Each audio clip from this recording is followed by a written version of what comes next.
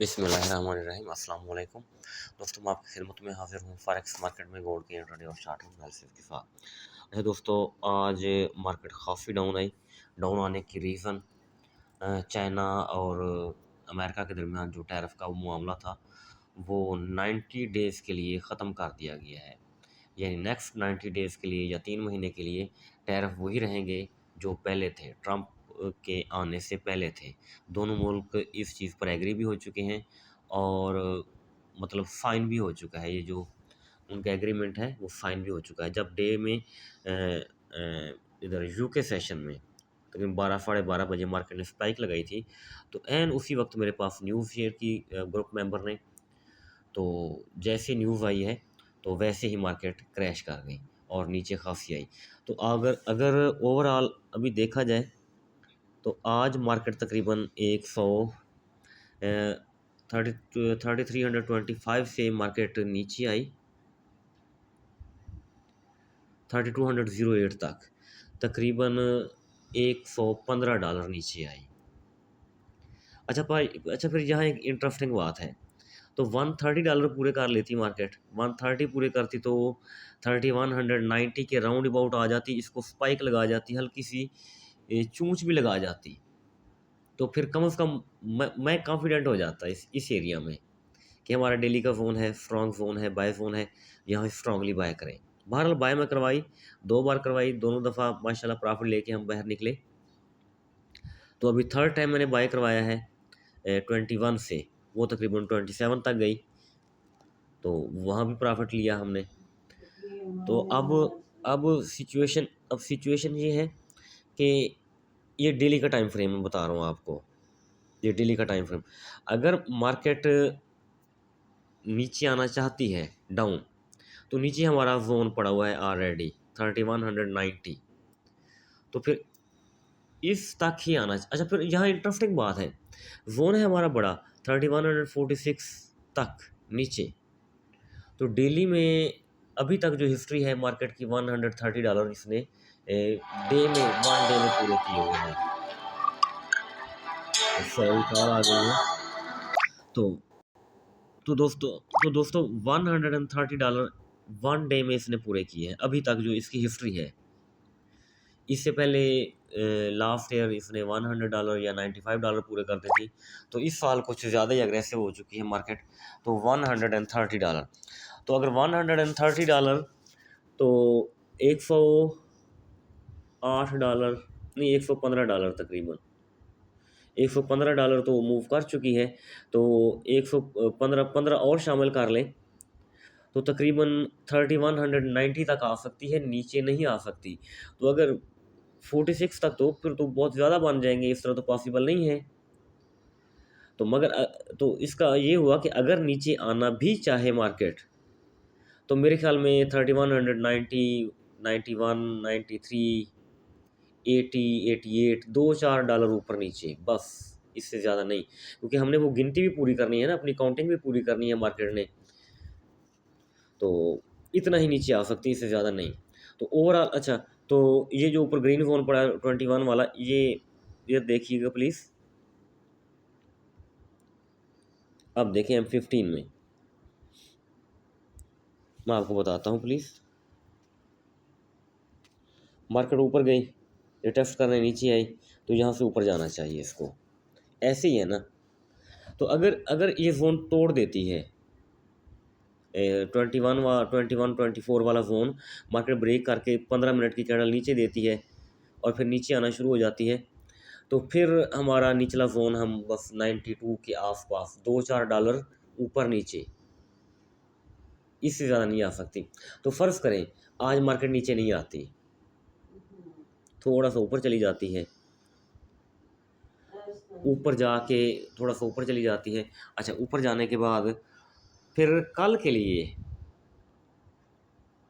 लिए मार्केट फिर जब नीचे आएगी, तो फिर हम 90 को कंसीडर नहीं करेंगे।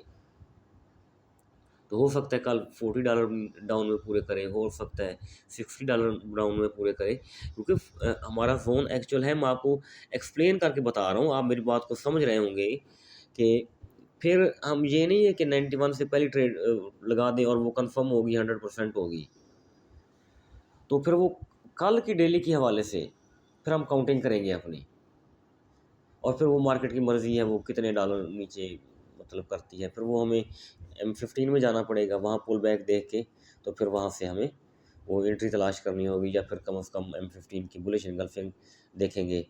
जिस तरह मैंने आज भी बताया था, M15 की कैंडल प्रीवियस कैंडल का हाई ब्रेक करके उसके ऊपर बॉडी क्लोज कर दें, तो फिर हमें कंफर्मेशन होगी कि मार्केट अप ही जा रही है। तो आज इसको क्लोजिंग मेरे ख्याल में 21-24 इस जोन के ऊपर ही देनी चाहिए। गो के M15 का जोन है, लेकिन ये रिटेस्ट जोन है, मार्केट ऊपर गई है, रिटेस्ट करने नीचे आई है, तो अब इसको मज़ीद ऊपर ही जाना चाहिए, नीचे नहीं आना चाहिए। हाँ, अगर इसके नीचे क्लोजिंग देती है तो कल फिर डाउन आ सकती है, मज़ीद डाउन आ सकती है, क्योंकि अभी इसने जोन को प्रॉपर टैब नहीं किया, अपने सिर्फ गिनती पूरी की है, आज के दिन के हवाले से काउंटिंग पूरी की है, तो जोन अभी भी प्ले नहीं हुआ। अच्छा, ये चीज़ यहाँ हो गई। चलो, ये बाय जोन डिस्कस हो गया हमारा, तो अब सेल जोन को डिस्कस करते हैं। सेल जोन उधर ही लगा लेते हैं, MH4 में लगा लेते हैं।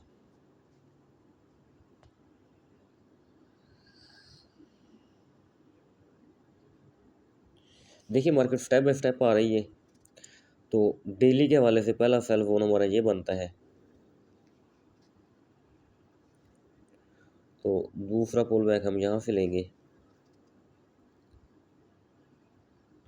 तो दूसरा सेल जोन हमारा ये बनेगा 3328 से 3345 तक।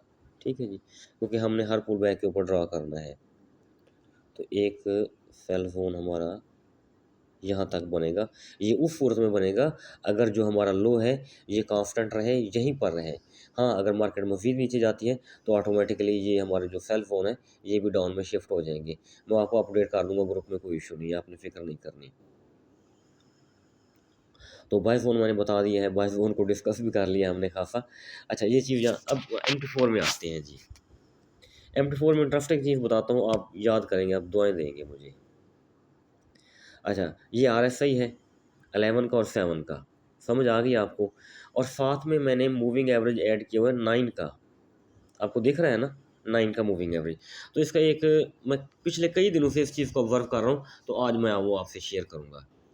देखिए, यहाँ क्रॉस ओवर हो गया है RSI का और 9 के मूविंग एवरेज का, और मार्केट डाउन आ गई है, क्रॉस ओवर।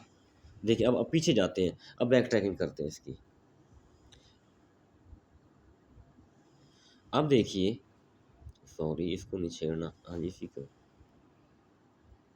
अब एक क्रॉस ओवर यहाँ हुआ है, यानी, तो अब यहाँ से मार्केट ऊपर उठ गई है, यानी जब क्रॉस ओवर कर लेता है RSI और मूविंग एवरेज, मार्केट वहाँ से अपना ट्रेंड शिफ्ट करती है। ये एक इंतहाई अहम चीज़ है, और इस चीज़ को मैं बड़े अरसे से तलाश कर रहा था कि मार्केट जब अपना ट्रेंड बदलती है तो वो किस तरह हम जानते हैं कि वाकई मार्केट अब ट्रेंड बदल रही है, या सेल से बाय में शिफ्ट हो रही है, बाय से सेल में शिफ्ट हो रही है। तो ये आपके लिए एक इंटरेस्टिंग चीज़ है। तो अभी देखिए, मज़ीद देखते हैं हम। यहाँ क्रॉस ओवर हुआ, यहाँ से डाउन आई, यहाँ क्रॉस ओवर हुआ, यहाँ से आप गई। पीछे जाते हैं,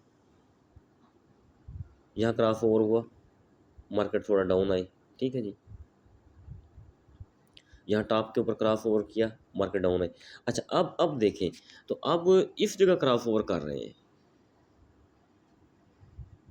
इस जगह के ऊपर, तो मेन मार्केट डाउन आ रही थी।